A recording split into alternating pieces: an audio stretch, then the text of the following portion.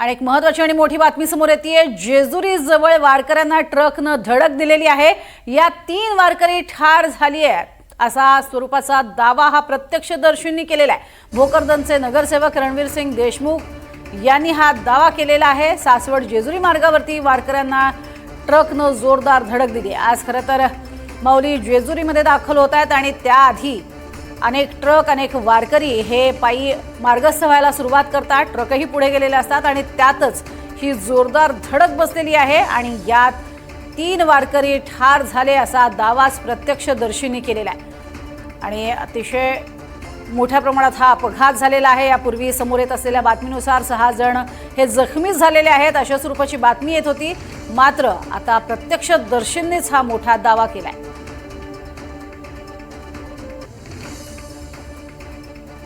तर रवींद्र देशमुख सध्या आपल्या सोबत आहेत, भोकरदनचे नगरसेवक। नेमकं काय तुम्ही पाहिले आणि काय तुमचा दावा रवींद्रजी?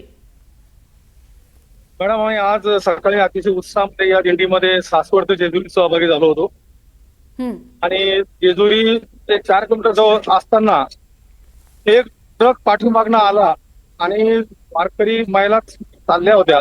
त्या महिलांच्या अंगावरून माझ्या समोर ट्रक गेला। माझ्यासोबत हे सगळे आमचे मित्र होते। त्यामुळे लक्षात ओरडलो, अरे थांब पर्यंत त्याला ड्रायव्हरला चक्कर आल्यासारखं किती झालं आणि 1 नाही 2 नाही 4 5 लोक त्यात डेथ झालेले आणि 6 ते 7 लोक जखमी झालेले। बरं, हा जो ट्रक चाललेला होता तो ट्रक कुणाचा होता? तो वारीतलाच ट्रक होता का? नेमके त्याबद्दल तुम्ही काही शहानिशा केली का? वारकरी तो ट्रक वारकऱ्याचाच होता। त्याच्यामध्ये मागच्या साईडला वारकरी महिला बसलेल्या होत्या आणि ते जेवणा खावणाचं त्यांचं सामान होतं। मी त्याचा फोटो पण तुमच्या चॅनलवर टाकलेला आहे, त्यांना दिला आहे। हो, आपण हा व्हिडिओ पूर्ण सातत्यानं दाखवत आहोत, मात्र झालं काय नेमकं या ड्रायव्हरला? त्याबद्दल काही कळू शकले का? पोलिसांनी याची कशी खबरदारी घेतली? त्या ड्रायव्हरला जेव्हा आम्ही खाली काढण्याचा प्रयत्न केला मॅडम, तो ड्रायव्हर अतिशय वयस्कर होता आणि त्याला काही समजत नव्हतं की तो काय बोलतोय काय नाही। आणि तर जेव्हा आम्ही खाली उतरवलं त्याला लोक मारायला लागले आणि त्याला म्हणले मारू नका, तो अनकॉन्शियस होता, त्याला काही सांगता येत नव्हतं।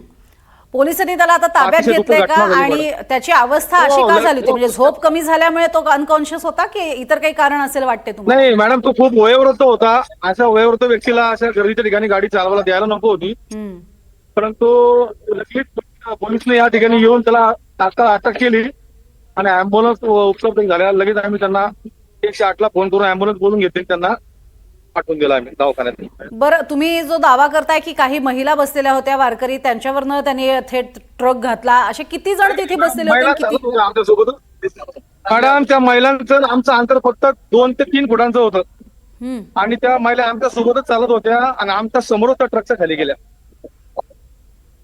म्हणजे चालता बसलेल्या नव्हत्या त्या, चालता चालता असा प्रकार घडला? नाही, चालता चालता मॅडम, चालता चालता पाठीमागून ते ट्रक त्यांच्या अंगावर गेला। साधारण किती वारकरी यामध्ये गेलेत असं तुम्हाला वाटतंय? तुम्ही बघितलंय? माझं तर मॅडम 5 डेड बॉडी तर मीच माझ्या हाताला टाकल्या त्यातलं,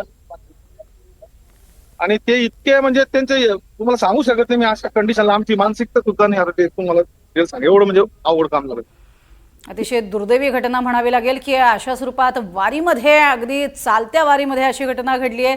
अतिशय दुर्दैवी घटना आहे आणि तुम्हाला हे प्रत्यक्ष तुम्ही पाहिलेत, त्यामुळे काय नेमकी घटना घडलीत ही तुम्हीच प्रत्यक्ष आमच्यापर्यंत पोहोचवलीत, त्याबद्दल तुमचे आभार, धन्यवाद आमच्याशी बोललात त्यासाठी।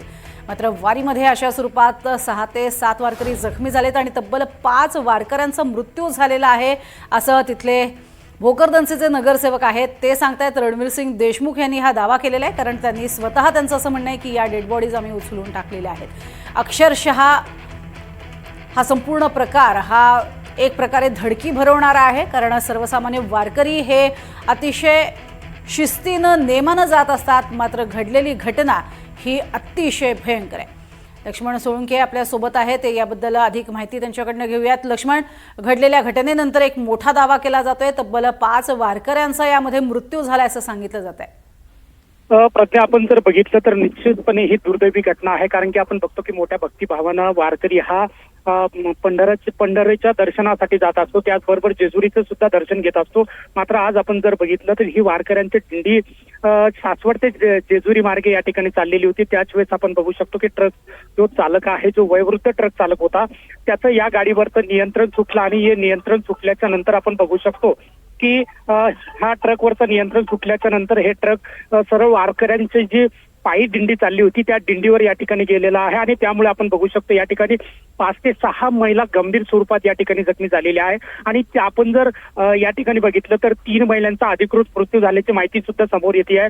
कारण की प्रत्यक्षदर्शी कडून या ठिकाणी 5 महिलांचा किंवा 5 वारकऱ्यांचा या ठिकाणी मृत्यू झाल्याचा दावा केला जातोय. मात्र आपल्याला जी माहिती मिळाली त्यानुसार 3 वारकऱ्यांचा या ठिकाणी जागेवर दुर्दैवी मृत्यू झालेला आहे आणि 5 ते 7 वारकरी जे आहे त्यांना उपचारासाठी या ठिकाणी आता हलवण्यात आलेला आहे. कारण की आपण जर बघितलं तर वारकरी मोठ्या भक्तिभावेनं जात असताना त्या ठिकाणी जो वारकऱ्यामधला जो ट्रक होता ज्यामध्ये महिला आणि काही साहित्य होतं, जे वारकऱ्यांसाठी जे जेवणाचं साहित्य होतं या ट्रकमध्ये होतं आणि त्या ट्रक चालकाचं या ठिकाणी नियंत्रण सुटलं आणि त्या नियंत्रण सुटल्याच्या नंतर हा ट्रक हा दिंडीमध्ये या ठिकाणी मागच्या बाजूने या ठिकाणी अंगावर गेला आणि त्यातच ही दुर्दैवी घटना घडलेली आहे. आता प्रशासनाकडून या ठिकाणी आपण बघू शकतो की या ठिकाणी आरोग्य विभागाचे जे पथक आहे त्यांनी तात्काळ दाखल होत या काही जखमींना जवळच्या रुग्णालयात दाखल केलेलं आहे. नक्कीच. आणि अर्थातच आता या संपूर्ण प्रकरणामध्ये कशा स्वरूपात येत्या काळामध्ये कारवाई केली जाते हे पाहणं महत्त्वाचं ठरणार आहे. तुर्तास धन्यवाद या संपूर्ण माहितीसाठी.